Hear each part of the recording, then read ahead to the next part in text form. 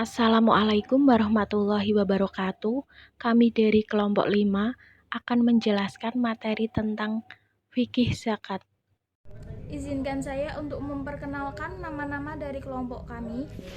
Yang pertama, Nafilata Yumna. Yang kedua, saya sendiri Zana Septiana. Yang ketiga, Yori Hadijah. Yang keempat, Nafisa Rizky Amalia. Yang kelima, Ika Mulyaningsih. Pokok pembahasan yang akan saya bahas yaitu zakat, infak, dan sodakoh. Yang pertama yaitu zakat. Dari segi bahasa, zakat berkah, tumbuh, suci, bersih, dan baik. Secara terminologi, aktivitas memberikan harta tertentu yang diwajibkan oleh Allah Subhanahu wa taala dalam jumlah dan perhitungan tertentu untuk diserahkan kepada orang-orang yang berhak. Zakat tidak sama dengan donasi, sumbangan, ataupun sedekah yang bersifat sukarela. Akan tetapi, zakat itu wajib dan ada ketentuannya. Yang kedua yaitu infak. Menurut bahasa artinya membelanjakan.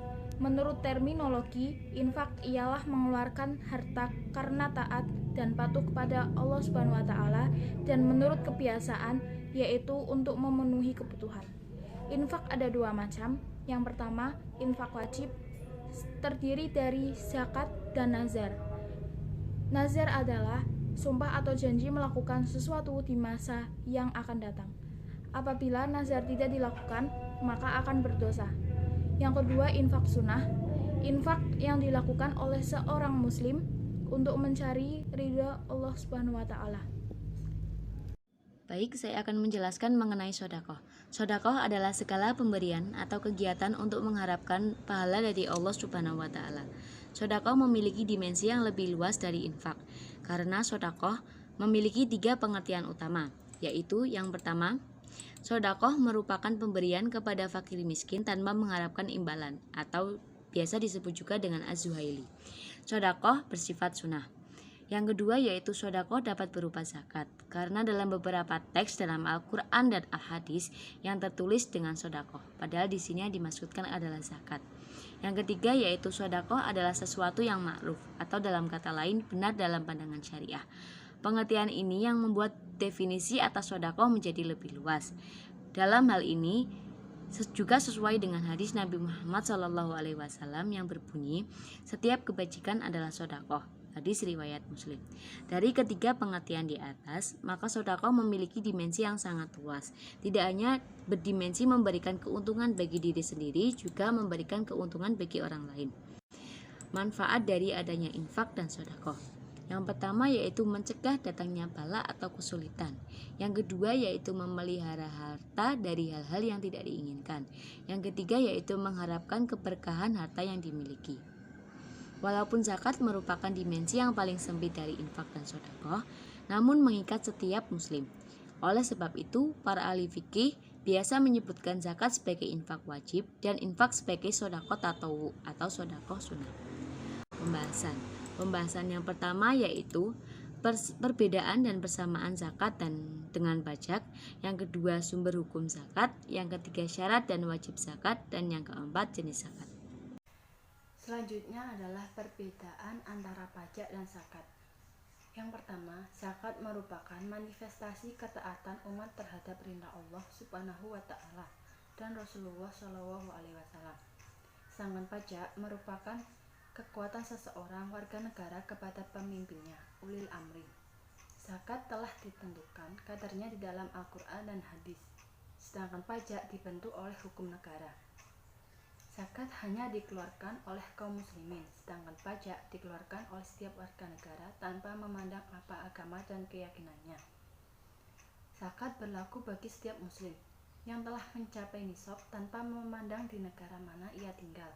Sedangkan pajak hanya berlaku dalam batas garis teritorial suatu negara saja. Zakat adalah suatu ibadah yang wajib didahului oleh niat, sedangkan pajak tidak memakai niat. Zakat harus dipergunakan untuk kepentingan mustahik yang berjumlah 8 asnaf sasarannya, sedangkan pajak dapat dipergunakan dalam seluruh sektor kehidupan. Persamaan zakat dan pajak.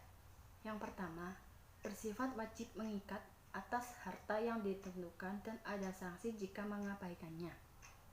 Yang kedua adalah zakat dan pajak memiliki tujuan yang sama, yaitu untuk membantu penyelesaian masalah ekonomi dan pengentasan kemiskinan.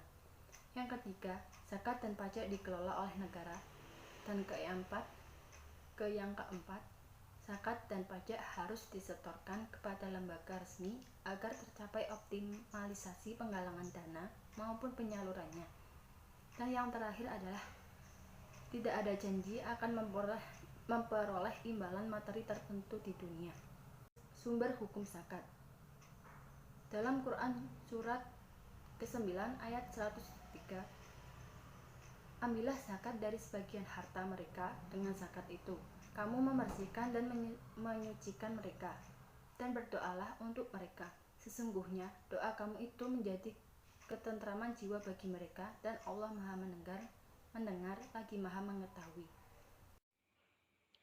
Sumber hukum zakat, As-Sunnah. Saya akan menjelaskan berdasarkan beberapa hadis. Yang pertama, Abu Hurairah berkata, Rasulullah bersabda, siapa yang dikaruniai oleh Allah kekayaan tapi tidak mengeluarkan zakatnya, maka pada hari kiamat nanti ia akan didatangi oleh seekor ular jantan gundul yang sangat berbisa dan sangat menakutkan, dengan 2 bintik di atas kedua matanya. Hadis riwayat Bukhari. Yang kedua, golongan yang tidak mengeluarkan zakat di dunia akan ditimpa kelaparan dan kemarau panjang. Hadis riwayat Tabrani. Yang ketiga, bila sodakoh atau zakat bercampur dengan kekayaan lain, maka kekayaan itu akan binasa. Hadis riwayat Bazar dan Baihaqi. Yang keempat, zakat itu dipungut dari orang-orang kaya di antara mereka dan diserahkan kepada orang-orang miskin. Hadis riwayat Bukhari. Syarat dan wajib zakat. Syarat wajib zakat yaitu yang pertama, Islam, yang berarti mereka yang beragama Islam, baik anak-anak atau sudah dewasa, berakal sehat. Yang kedua, merdeka, berarti bukan budak dan memiliki kebebasan untuk melaksanakan dan menjalankan syariat Islam.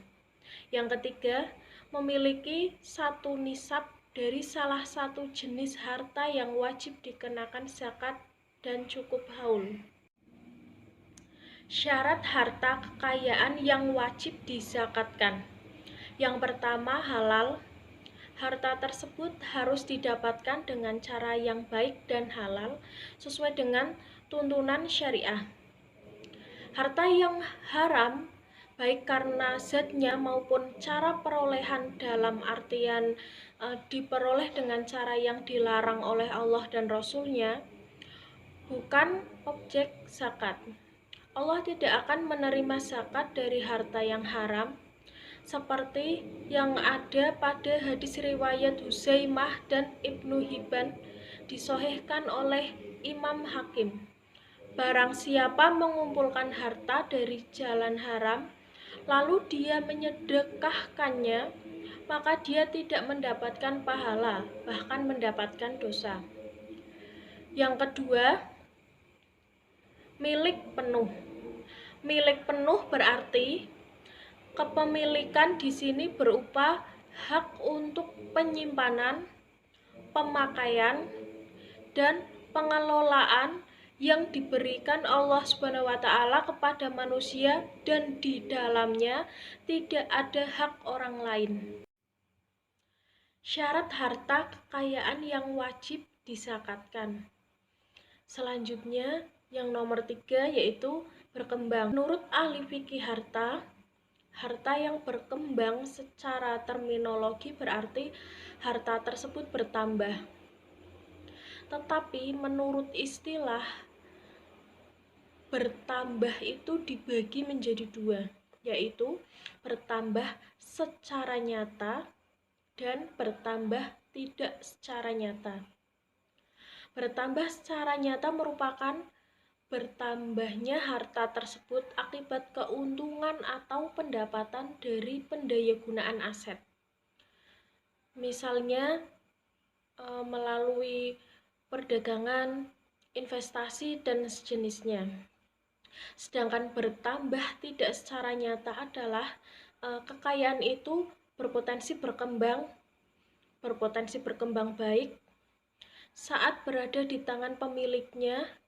Syarat ini mendorong tiap muslim untuk memproduktifkan harta yang dimiliki. Nomor 4, cukup nisab. Nisab yaitu jumlah minimal yang menyebabkan harta terkena kewajiban zakat. Nisab merupakan keniscayaan dan kemaslahatan sebab harta diambil dari orang yang kaya atau mampu dan diberikan kepada orang yang tidak mampu. Nisab merupakan indikator kemampuan seseorang, tetapi jika seseorang memiliki harta kekayaan kurang dari nisab, Islam memberikan jalan keluar untuk berbuat kebaikan dengan cara mengeluarkan dari sebagian penghasilan, yaitu melalui infak dan sedekah. Kemudian nomor 5, cukup haul. Haul adalah jangka waktu kepemilikan harta di tangan si pemilik, yaitu sudah melampaui 12 bulan komariah.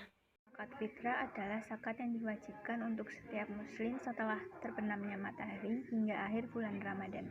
Zakat adalah zakat yang dibayarkan pada waktu tidak tertentu, mencakup hasil pertanian, perniagaan, emas, perak, pertambangan, hasil harta temuan, dan kerjaan profesi yang masing-masing memiliki perhitungan sendiri-sendiri. Pada zaman Rasulullah pertama, emas dan perak, dua tumbuh-tumbuhan tertentu yang termasuk gandum, kurma, jelai, dan anggur. Ketiga, hewan-hewan ternak tertentu seperti biri-biri, unta, dan domba. Keempat, harta perdagangan atau tijarah. Kelima, harta kekayaan yang tersimpan dalam perut bumi atau rikas. Kesimpulan, menurut kelompok 5, pertama, zakat adalah kegiatan memberikan harta yang bersifat wajib bagi orang muslim berdasarkan jumlah dan perhitungan tertentu untuk diserahkan kepada orang-orang yang berhak. Yang kedua, infak ialah mengeluarkan harta sebagai rasa syukur karena menerima rezeki dari Allah dengan jumlah sesuai kerelaan dan kehendak seorang muslim. Yang ketiga, sedekah adalah pemberian kepada fakir miskin yang membutuhkan tanpa mengharapkan imbalan dan sifatnya sunnah.